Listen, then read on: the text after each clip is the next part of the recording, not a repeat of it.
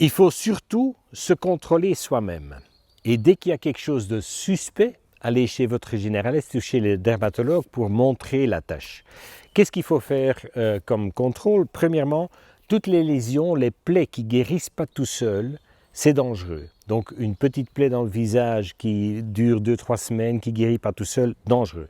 Deuxièmement, il y a sur les zones fort exposées au soleil, des taches rouges qui desquament légèrement, ça guérit et ça revient et ça guérit encore. Et puis après un certain temps, donc les squames deviennent plus importantes et la petite tache s'épaissit. Ça, c'est souvent un spinocellulaire. Là aussi, vous allez chez le généraliste ou le dermatologue pour montrer. Et alors, le plus dangereux, ce sont les mélanomes. C'est surtout des taches brunes. Il y a des mélanomes amélanotiques, mais bon, qui sont une exception, qui n'ont pas de couleur, mais la plupart des mélanomes sont colorés. Et qu'est-ce qu'il faut faire attention quand on regarde des taches? Une tache qui est complètement différente des autres, c'est quand même déjà suspect. Hein? Deuxièmement, la règle A, B, C, D, E. A, c'est asymétrie. Quand on regarde une tache et on fait une ligne dans la tache, les deux côtés, que ce soit une ligne horizontale ou verticale, doivent se ressembler. Quand c'est complètement différent d'un côté et de l'autre, c'est déjà suspect.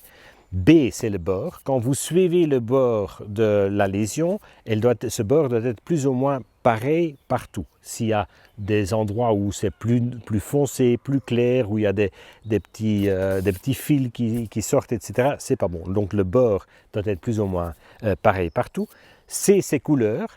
Une couleur dans la lésion, pas de problème. Deux, ça va encore. Mais de plus qu'il y a des couleurs noir, beige, brun, tous les tons de brun et beige, et puis le rouge aussi.